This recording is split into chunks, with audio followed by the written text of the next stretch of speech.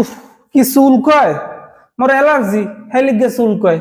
কিন্তু এমন কিছু মানুষ আছে যে অ্যালার্জি নেই, হেরপারও চুল কয়। বলে ক্যা? হের কারণ হইলো যে হেরা মানুষের ভালো সহ্য করতে না, সবসময় খালি চুলকো চুলকির উপরেই থাকে। মানুষে কোনো ভালো কাম করলে বুঝায় যেন হাগো মাথায় আজ গাই ঠাডা পরে। উৎসাহ তো দিবেই না, মধ্যে কোনো আইয়া একটু চুলকাইয়ে যাইবে, কারণ এইটাই অগ পেশা। যেমন আপনি যদি সায়েন্স লইয়ে পড়েন, হলে কইবে আজকাল বেয়াবাক কি সায়েন্স লইয়ে পড়ে। আর যদি আর্টস লইয়ে পড়েন, হলে কইবে মাথায় গোবর ভোতা।